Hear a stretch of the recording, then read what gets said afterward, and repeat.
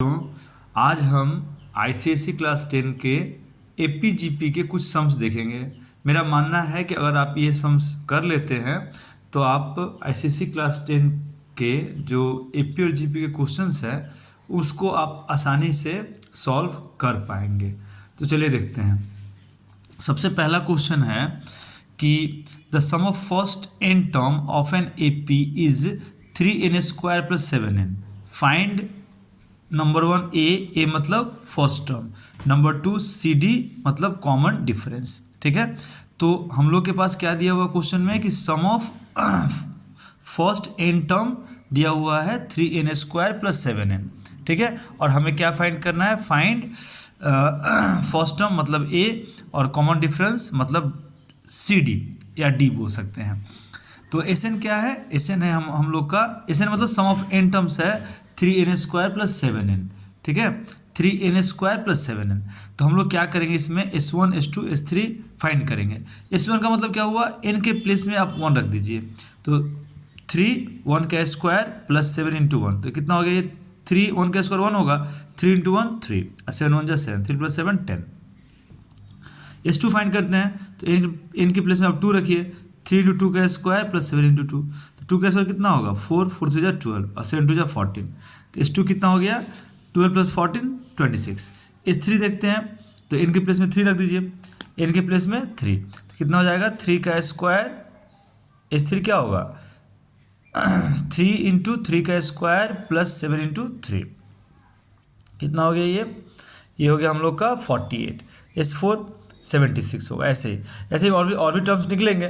तो हम लोगों को S1 S2 S3 S4 हम लोगों ने फाइंड कर लिया। ठीक है, तो हम लोगों को फाइंड करना है कि इस एपी का सीक्वेंस क्या है। इस एपी का सीक्वेंस क्या है? हम लोगों ने यहाँ फाइंड किया है sum of first term, sum of first 2 term find किया, sum of first 3 term, sum find किया हम लोगों ने, टर्म फाइंड नहीं किया है। तो फर्स्ट टर्म का सम है 10, फर्स्ट 2 टर्म का सम है 26, फर्स्ट 3 टर्म का सम है 48, फर्स्ट 4 टर्म का सम है 76। मतलब हम लोगों ने टर्म फाइंड नहीं किया है, हम लोगों ने सम फाइंड किया है। अब हम लोग देखते हैं कि सम से हम लोग टर्म कैसे फाइंड कर सकते हैं। तो एक बात ध्यान रखिएगा, जो फर्स्ट टर्म होता है S1 जो है, यहाँ पे S1 जो है यही फर्स्ट टर्म होता है हमेशा। S1 ही क्या होता है? First term. तो हम लोग का A क्या हो गया? फर्स्ट टर्म, मतलब एक आंसर हम लोग को मिल गया, ये हमारा एक आंसर है। ठीक है, और जब भी आपको आंसर मिल रहा है कहीं भी, तो आप क्या कीजिए, उसको एक बॉक्स में रख दीजिए। ठीक है, ऐसे, तो ये अच्छा लगता है देखने में, और एग्जामिनर जो चेक करेंगे उनकी भी नज़र यहाँ अच्छी तरह से पड़ेगी। ठीक है, तो अब जब भी आंसर्स कहीं आ रहा है उसे आप एक बॉक्स में डाल दीजिए। ठीक है, तो फर्स्ट टर्म हम लोग को मिल गया 10। अब सेकेंड टर्म क्या होगा? सेकेंड टर्म का रूल क्या है निकालने का? Sum of 2 terms minus first term, मतलब जो सम ऑफ 2 टर्म है उससे फर्स्ट टर्म मतलब सम ऑफ फर्स्ट टर्म को माइनस कर दीजिए, मतलब S2 से S1 को आप माइनस कर दीजिए, तो आपको मिल जाएगा सेकेंड टर्म। थर्ड टर्म कैसे? वैसे S3 से S2 को माइनस कर दीजिए, S3 क्या है हमारा 48 और S2 क्या है 26, तो S3 से S2 को माइनस कर दीजिए, आपको थर्ड टर्म मिल जाएगा। ऐसे ही फोर्थ टर्म S4 से S4 ये है हमारा, इससे S3 को माइनस कर दीजिए, आपको फोर्थ टर्म मिल जाएगा। मतलब ये रूल है, अगर आपको सम गिवन है तो टर्म निकालने का ये रूल है। तो हम लोग को टर्म मिल चुका है, फर्स्ट टर्म हमारा 10 है, सेकेंड टर्म हम लोग का 16 है, थर्ड टर्म हमारा 22 है और फोर्थ टर्म हमारा 28 है। मतलब हम लोग को सम मिल चुका है, सॉरी हम लोग को टर्म मिल चुका है। फर्स्ट टर्म 10, सेकेंड टर्म 16 और थर्ड टर्म 22 और फोर्थ टर्म 28। ठीक है, और भी निकलेगा बट नहीं फाइंड करना, मैक्सिमम मैंने 4 फाइंड किया है, बट 3 मैक्सिमम है, आप 3 फाइंड करके छोड़ सकते हैं। तो फोर्थ टर्म हमारा 28 हुआ। ठीक है, फोर्थ टर्म हमारा 28 हुआ। अब हम लोग का सीक्वेंस क्या हो जाएगा एपी का?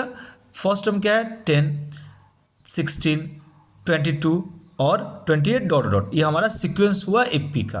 तो होपफुली आपको समझ में आया है कि सम से टर्म कैसे निकलेगा। तो हम लोगों को फर्स्ट टर्म मिल गया और सीक्वेंस क्या हुआ? 10, 16, 22 28। तो ठीक है, तो सीक्वेंस देखते हैं क्या है।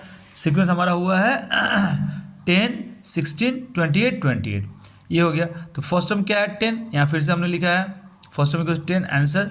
और कॉमन डिफरेंस क्या हो गया, देखिए कॉमन डिफरेंस क्या है 10 + 6 16, 16 + 6 22, 22 + 6 28। तो कॉमन डिफरेंस हमारा 6 है। तो कैसे फाइंड करते हैं कॉमन डिफरेंस हम लोग, second term minus first term. तो सेकेंड टर्म हमारा 16 है, फर्स्ट टर्म 10 है, तो 6 आ गया हम लोग का कॉमन डिफरेंस। तो हम लोग को कॉमन डिफरेंस और फर्स्ट टर्म मिल गया। तो ये था हम लोग का आंसर, ठीक है। तो देखिए हमने बॉक्स में डाल दिया दोनों आंसर। अब नेक्स्ट है हमारा sum of first n term of an AP whose nth term is 5n-1। Find sum of n terms, hence find sum of first 20 term. मतलब क्या है यहाँ पे कि किसी AP का nth टर्म गिवन है, किसी AP का nth टर्म गिवन है, उसका हम लोग को sum of n term find करना है और hence find sum of its sum of first 20 term find करना है। मतलब nth टर्म गिवन है 5n-1, उस AP का sum of n term find करना है और उसके बाद हम लोग को sum of first 20 term find करना है। सबसे पहले क्या कीजिए, सम ऑफ n टर्म कितना है, सॉरी nth टर्म क्या है 5n-1, तो लिख दीजिए an = 5n-1। यहाँ से 1 फाइंड कीजिए, तो a1 क्या हो गया 5 × 1 -1, तो 5 - 1 4। a2 क्या हो जाएगा 5 × 2 10 - 1 9। a3 क्या हो जाएगा 5 n की जगह 3 रख दीजिए अब, तो क्या हो जाएगा 5 × 15 - 1 14। इस तरह से हम लोगों को ये सीक्वेंस मिलेगा। हम लोग मैक्सिमम 2 या 3 टर्म फाइंड करेंगे, 4 भी फाइंड करेंगे, मैक्सिमम 2 या 3, उससे ज़्यादा आप लोग फाइंड मत कीजिए, ज़रूरत नहीं पड़ता है। बस 3 या मैक्सिमम 2 या 3, 4 भी फाइंड कर देंगे, लेकिन 4 से बेसी फाइंड मत कीजिए, टाइम वेस्टेज होगा। तो इस AP का सीक्वेंस तब क्या हो गया 4 9 14, देखिए। और कॉमन डिफरेंस कितना चल रहा है 5 का, ठीक है। 4 9 - 4 5, 14 - 9 5। तो हम लोगों को सीक्वेंस ऑफ AP मिल गया। अब हम लोग चाहिए sum of n term. n term मतलब क्या, n के प्लेस में n ही रहेगा। यहाँ पे देखिए a क्या है हमारा 4, d क्या है 9 - 4 5, तो और n के प्लेस में n ही रहेगा क्योंकि हम लोगों को sum of n term find करना है। तो Sn क्या हो गया n/2, फॉर्मूला है सम का, सम ऑफ n टर्म का n/2 2a + n-1 × d। अब आप क्या कीजिए n के प्लेस में n रख दीजिए और a के प्लेस में क्या है 4 रख दीजिए और n के प्लेस में n ही रहेगा, d क्या है 5। अब इसको आप क्या कीजिए कैलकुलेशन कीजिए, 2 4 = 8, ये 5 से ये दोनों इंटू होगा 5n-5। अब 8 - 5 क्या हो गया 3, तो 5n + 3। ये हो गया हम लोग का सम ऑफ n टर्म, ठीक है। ये हम लोग का सम ऑफ n टर्म आ गया। यहाँ पे Sn लिख सकते हैं हम लोग Sn, और इसको बॉक्स में डाल दीजिए, ठीक है। स्केल से करिएगा तो और अच्छा होगा, ठीक है। अच्छा, अब n के प्लेस में 20 लिख दीजिए क्योंकि हम लोग को sum of n term find करना है। सम ऑफ n टर्म तो हम लोग को मिल चुका है। और find the sum of first 20 term, मतलब हम लोग को फर्स्ट 20 टर्म्स का सम फाइंड करना है। तो क्या हो गया 20 टर्म S20, तो 20/2 इंटू n की जगह 20 रख दीजिए, 20 n के प्लेस में आप 20 रख दीजिए, 20/2 ब्रैकेट 5 × 20 + 3, तो कितना हो जाएगा ये 20/2 कट जाएगा कितना 10, ये 100 + 3 103, ठीक है। इंटू कर लीजिए क्या आएगा 1030। ये हो गया हम लोगों का सम ऑफ n टर्म, ठीक है। समझ में आ गया अब हम लोग नेक्स्ट देखते हैं क्वेश्चन नंबर 3। देखिए ये कैसे हो, ये क्वेश्चन है find the middle term of the sequence formed by all 3 digit number which leaves a remainder 3 when divided by 4. Also find the sum of all number on both side of the middle term respectively. ठीक है, मतलब क्या बोल रहा है question में कि find the middle term of the sequence formed by all 3 digit number. हम लोगों को 3 डिजिट नंबर का सीक्वेंस बनाना है जिसको अगर उसके हर एक नंबर को अगर हम लोग 4 से डिवाइड करें तो 3 रिमाइंडर आ जाए। तो सीक्वेंस ऐसे बनाना है। उसके बाद जो सीक्वेंस बनने के बाद हम लोग को क्या फाइंड करना है, sum of all the numbers on both side of middle term. मतलब मिडल टर्म के दोनों साइड में जितने भी नंबर हैं हम लोगों को उनका सम्स फाइंड करना है। तो सबसे पहले हम लोग सीक्वेंस फाइंड करते हैं, ठीक है। कैसा सीक्वेंस कि 3 डिजिट का नंबर होना चाहिए और आपका 4 से डिवाइड करने के बाद 3 रिमाइंडर आना चाहिए। तो ये एक बात बोलिए कि 3 डिजिट का नंबर कहाँ से शुरू होता है? 100 से।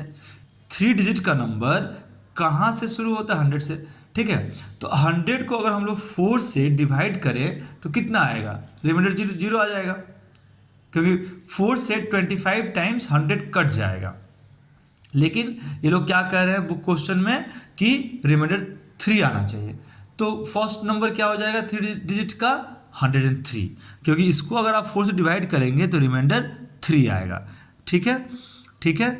और लास्ट नंबर क्या है 3 डिजिट का? 999। इसको एक डिवाइड करके चेक कीजिए तो क्या होगा? 4 1 जा 4, 4 2 जा 8, सॉरी 4 2 जा 8, 1 बच गया, 4 4 जा 16, 3 बच गया 39, 4 9 36। तो ये 3 रिमाइंडर हो जा रहा है, 3 रिमाइंडर हो, चेक कर सकते हैं आप 999 को 4 से डिवाइड करके। 4 2 जा 8 1, 4 9 जा 4 4 जा 16, 4 9 जा 36, ठीक है। रिमाइंडर 3 आ रहा है, इसका मतलब फर्स्ट टर्म क्या लेना पड़ेगा हमें? 103, और लास्ट टर्म क्या होगा? 999, ठीक है। और इसका भी चेक कर सकते हैं 103 को डिवाइड करके। ऐसे ही तो सिंपल था, फिर भी 4 2 जा 8 2 और ये 3, 4 5 जा 20। देखिए रिमाइंडर 3 आ रहा है, ठीक है। अब हम लोग का सीक्वेंस मिल गया। तो फर्स्ट नंबर 103 है, ठीक है, फर्स्ट नंबर 3 है, किससे डिवाइड करना हम लोग को? 4 से। तो सेकेंड नंबर क्या हो जाएगा? 107, उसके बाद 111, मतलब ऐसे करके बनेगा। लास्ट टर्म क्या होगा? 999, 103 107 111 115, ठीक है, क्योंकि हम लोग 4 से डिवाइड कर रहे हैं। 103 107 111 115 ऐसे। तो यहाँ फर्स्ट टर्म क्या है? 103, कॉमन डिफरेंस क्या हो गया? 107 माइनस 103, ठीक है। तो लास्ट में 999 है। तो पहले हम लोग फाइंड करते हैं कि इस एपी के सीक्वेंस में कितने टर्म्स हैं, इस एपी के सीक्वेंस में कितने टर्म हैं। तो लास्ट टर्म हम लोग को पता है 999, first term 103 plus n minus 1 into d होता है फॉर्मूला है क्या? an equals to a plus n minus 1 into d,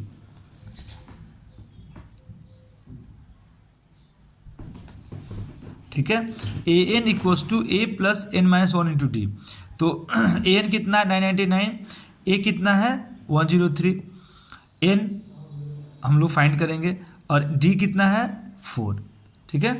तो इसको 103 उधर लेके जाएंगे तो कितना हो गया? 999 माइनस 103 896, और ये क्या हो गया? मल्टीप्लाई करेंगे तो 4n माइनस 4, अब ये 4 उधर जाएगा तो कितना हो गया? 896 प्लस 4 900। अब n क्या हो जाएगा? 900/4 मतलब 225 कट जाएगा, ठीक है। तो कितना 225 हुआ।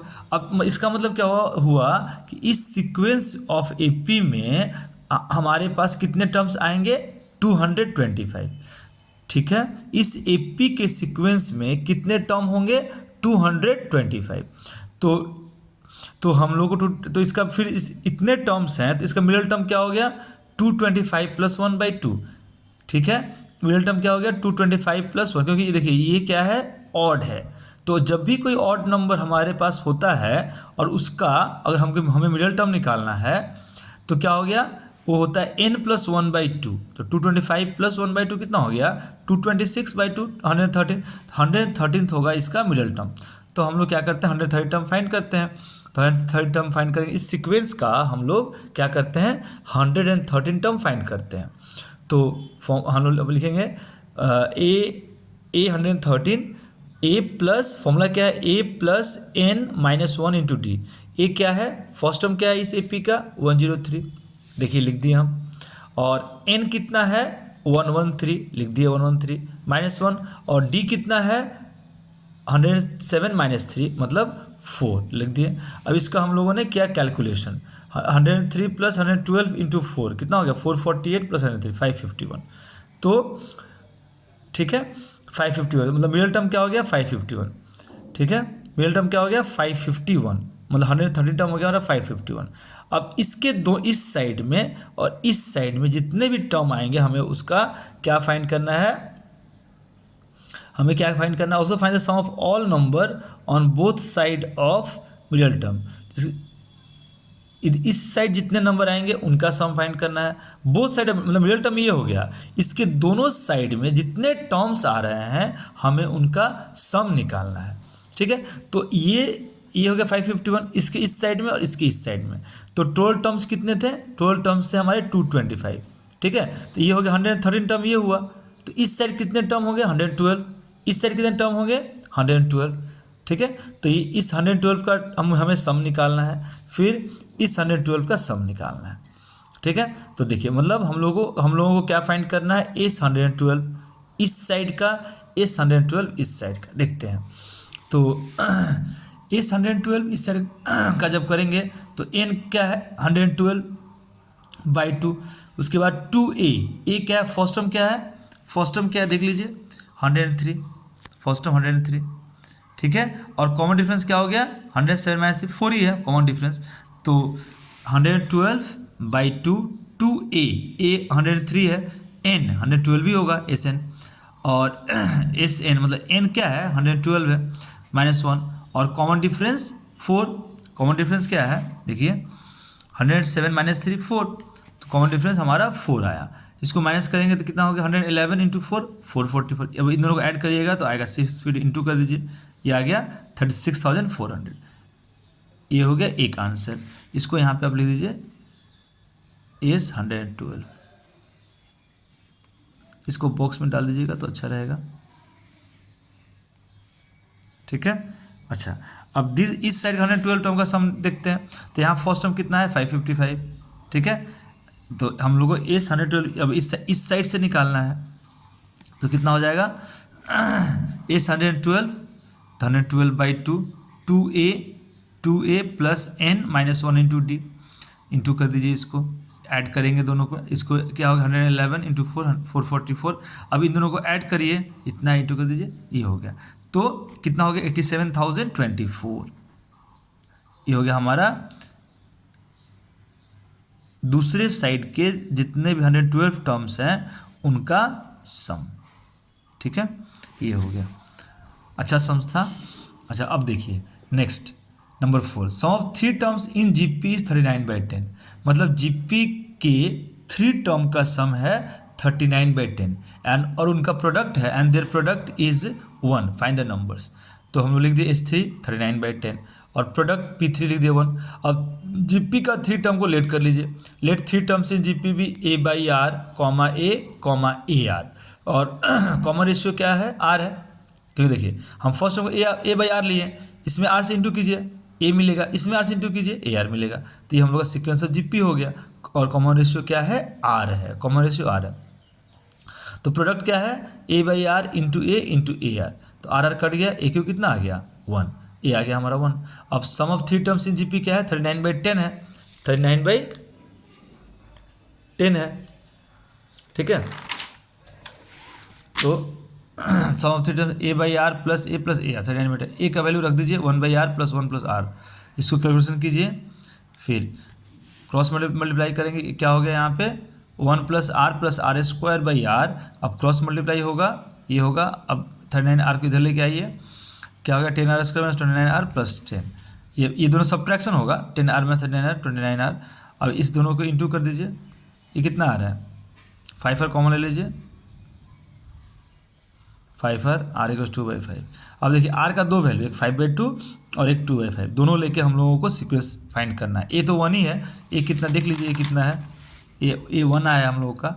अब और R का 2 वैल्यू है, एक है हमारा 5/2 और दूसरा है 2, दोनों लेके करना पड़ेगा। तो फिर A = 1 और R 2/5, तो फर्स्ट टर्म क्या हो गया A/R है, तो मतलब A कितना है 1/R, तो 1/2/5 मतलब 5/2। सेकेंड टर्म क्या है A, तो A क्या है 1, और थर्ड टर्म AR 2/5 × 1। ठीक है, अब जब A का वैल्यू 1 है और R 5/2 है, तो क्या हो जाएगा फर्स्ट टर्म A/R मतलब 1/5/2 मतलब 2/5, फिर A 1 फिर R 5/2, ये हो गया हम लोग का आंसर। ठीक है, ये हो गया हम लोग का जीपी का सीक्वेंस, जीपी का 3 टर्म्स, जीपी का 3 टर्म्स जो क्वेश्चन में पूछ रहा था। इसको बॉक्स में डाल दीजिएगा, ठीक है। अब नेक्स्ट देखते हैं हम लोग number 5, find third term of GP whose common ratio is 3 and sum of whose first 7 term is 286। तो कॉमन रेशियो 3 है, फर्स्ट 7 टर्म का सम 286 है, हम लोग को थर्ड टर्म फाइंड करना है। तो एस एन क्या फॉर्मूला क्या होता है, सम का formula a r to the power n minus 1 by r minus 1 provided r greater than 1, मतलब आर जब 1 से बेसी होगा, आर मतलब कॉमन रेशियो जब 1 से ज़्यादा होगा तब हम लोग ये फॉर्मूला यूज करेंगे। अगर 1 से कम होता तो 1 माइनस आर और ऊपर में 1 minus r to the power n, but यहाँ 1 से बेसी है तो a bracket r to the power n minus 1 by r minus 1। अब आप क्या कीजिए, एन की जगह 7 रख दीजिए, एस 7, ठीक है। तो क्रॉस मल्टीप्लाई कर लीजिए इसको, 3 माइनस 1 2, 286। आर का वैल्यू कितना है 3, तो 3 का पावर 7 माइनस 1 और 3 माइनस 1 2, 3 का पावर 7 287 होगा, माइनस 1 286। अब 286 क्रॉस मल्टीप्लाई कीजिए, 286 इंटू 2, ये दोनों कट गया, 286 286, तो क्या आएगा 2 इक्वल्स टू ए बाई 2। फिर क्रॉस मल्टीप्लाई करेंगे तो क्या आएगा, ए इंटू 1 ए, 2 2 जा 4। फर्स्ट टर्म हमारा, फर्स्ट टर्म क्या आ गया 4 आ गया। अब हम लोग क्या फाइंड करना है, third term, find the third term of GP whose common ratio is 3 and sum of whose first 7 term is, हम लोग को third term first 7 term is 2186, ठीक है। हम लोगों को फर्स्ट टर्म मिल चुका है, अब हमें निकालना है थर्ड टर्म। देखते हैं, find the third of GP, find the third term of GP whose common ratio is 3, ऐसा थर्ड टर्म। ओके, यहाँ क्वेश्चन में थोड़ा टर्म नहीं लिखा हुआ है, ठीक है। थर्ड टर्म, यहाँ पर थर्ड टर्म फाइंड करते हैं। तो थर्ड टर्म ए 3 क्या होगा, a dot r to the power 3 minus 1, r to the power n minus 1 होता है। ए का वैल्यू क्या है बताइए, 4 है, और आर का वैल्यू है देखिए 3, तो आर का वैल्यू 3 लिख देंगे हम लोग। तो कितना हो गया 427 माइनस 1, कितना हो जाएगा ये 4 इंटू 26 मतलब 104। ये हो गया थर्ड टर्म, ठीक है। अब नेक्स्ट हम लोग देखते हैं नेक्स्ट क्वेश्चन। देखिए इसमें क्या है, in a GP fourth term is 16 and the six term is 256, find r and the first term.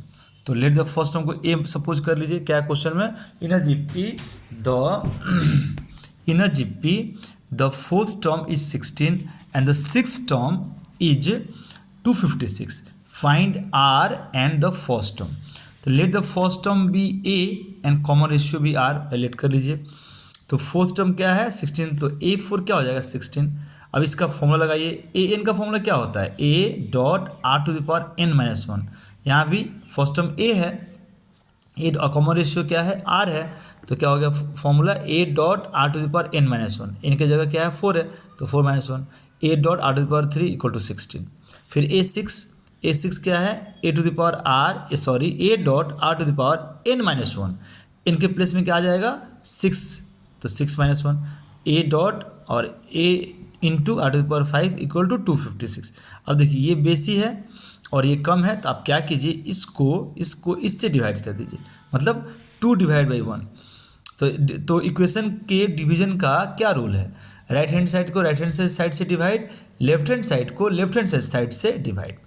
तो A R 5 divide by A R 3, 256 divide by 16, cut गया ए कट गया, आर 5 जो है आर 3 से कट जाएगा, आर 3 से cut जाएगा, क्या आएगा आर 2 आएगा, और ये 256 16 से कटेगा 16 आएगा, तो आर स्क्वायर क्या होगा 16 हो गया, आर क्या होगा प्लस माइनस 4। जब आर 4 होगा तो ए की वैल्यू कितनी होगी, ए इंटू 4 टू द पावर 3, क्योंकि इसमें रखे हम लोगों ने वैल्यू, इसमें रखा है, हम लोग कहीं भी रख सकते हैं, यहाँ भी रख सकते हैं, यहाँ भी रख सकते हैं, हमने इसमें रखा है। तो 4 टू द पावर 3, आर का वैल्यू कितना है 4 है, तो यहाँ ए आर क्यूब है, तो 4 टू द पावर 3 4/3 64, तो ए कितना हो गया 16/64, मतलब ए इक्वल्स टू 1/4। ठीक है, फर्स्ट टर्म 4 आ गया। अच्छा, फर्स्ट टर्म 4 R4 है, तो फिर ए इक्वल्स टू, तो फर्स्ट टर्म हमारा 4 हो गया और R क्या हो गया 4। तो जब ए का वैल्यू 1/4 है और R 4 है, तो देखते हैं सीक्वेंस क्या होगा। देखिए, व्हेन ए इक्वल्स टू 1/4 और R 4, तो सीक्वेंस क्या हो गया AR स्क्वायर, ये भी सीक्वेंस है। ए है 1/4, AR 1/4 इंटू 4, ठीक है, और फिर 1/4 AR स्क्वायर, तो ये कट जाएगा 4, तो 1/4 1 एक से कटेगा 4, तो ये हो गया हमारा सीक्वेंस ऑफ जीपी। ठीक है, ये हो गया हम लोग का सीक्वेंस ऑफ जीपी। ठीक है, हम लोग नेगेटिव नहीं लेंगे, जीपी में रेशियो नेगेटिव में हम लोग नहीं लेते हैं। ठीक है, नेक्स्ट क्वेश्चन देखते हैं। If m times of mth term of an AP is equal to n times its nth term. फिर से क्वेश्चन अच्छा समझिए। If m times of the mth term of an AP is equal to n times its nth term and m is not equal to n then prove that its m plus nth term is 0। मतलब कोई AP है, same AP है, उसका जो mth term का m times equal है nth term के n times है, तो हमें प्रूफ करना है कि उस AP का m प्लस nth टर्म जो है वो 0 है। हम लोग पहले क्या करते हैं, let the first term of that AP be a and common difference be d, और ये गिवन है हमारे पास m into mth term equals to n into nth term. तो mth टर्म क्या हो गया a plus m minus 1 into d, क्योंकि nth टर्म क्या होता है a plus n minus 1 into d होता है, या mth टर्म निकालना है तो n के प्लेस में क्या आ जाएगा, सिर्फ m आ जाएगा, तो a plus m minus 1 into d, उससे n इंटू nth टर्म क्या हो गया a plus n minus 1 into d. अब क्या करेंगे calculation, a plus m d minus d, यहाँ भी n a plus n d minus d into कर दीजिए m a plus m a square d minus m d, n a plus n a square d minus n d. अब ये M A इस N A को इधर लेके आ जाइए, m a minus n a, फिर एन स्क्वायर डी इसको इधर लेके आ जाइए minus m square d minus n d plus m d, यहाँ से डी कॉमन ले लीजिए, n square minus m square plus d m minus n. अब ये हो गया a bracket m minus n, फिर d n plus m n minus m, फिर माइनस डी, यहाँ से हम देखिए यहाँ एम माइनस एन था, हमने क्या किया यहाँ से माइनस कॉमन ले लिया। ठीक है, तो जो माइनस कॉमन जब यहाँ से लेंगे हम लोग, तो इसका साइन चेंज होगा, एन हो जाएगा प्लस और एम हो जाएगा माइनस। ठीक है, तो देखिए अब ऐसा क्यों किया हमने, क्यों देखिए ये दोनों मैच कर रहा है, कॉमन लेने में आसानी होगा, तो मैंने क्या किया यहाँ से माइनस कॉमन ले लिया, तो ये हो गया एन माइनस एम। तो अब नेक्स्ट स्टेप में क्या किया हमने कि यहाँ से अब इसमें से एन माइनस एम को कॉमन ले लिया, तो यहाँ क्या बच गया d bracket n plus m और यहाँ पे डी। अब ये देखिए एम माइनस एन है, ये एन माइनस एम, दोनों कट गया, दोनों का देखिए नंबर दोनों सेम है, n n n m m, तो बट साइन अलग अलग है। तो जब भी ऐसा आप काटेंगे, जब भी इस तरह का नंबर, तो साइन माइनस आ जाता है किसी एक तरफ, तो मैंने माइनस यहाँ लिख दिया। तो ए, अब इसको क्या कीजिए इंटू कीजिए, तो minus d into n plus m plus d, तो हम लोग ए का वैल्यू मिल चुका है। अब हमें क्या फाइंड प्रूफ करना है कि m plus n s term 0 होगा, m plus n s term 0 होगा। तो a first term a plus n minus 1 into d, n है क्या m plus n minus 1 into d. अब ए का वैल्यू क्या है बताइए, ये वैल्यू यहाँ रख दिया d into n plus m minus d into n plus m plus d, और ये क्या था m plus n minus d, इसको इंटू कर लीजिए डी से, m plus n into d minus d, अब plus d minus d cut गया, m plus n into d minus d into n plus m, ये भी कट गया, आ गया क्या 0, प्रूफ हो गया। तो ये सब क्वेश्चन है, अगर आप ये कर पाते हैं तो मेरा मानना है कि अब आईसीएसई के जो भी क्वेश्चंस आ रहे हैं बोर्ड में आएंगे, आप उसे सॉल्व कर पाएंगे। तो एक बार इसे अच्छी तरह से देखिएगा। ठीक है, थैंक यू, बाय।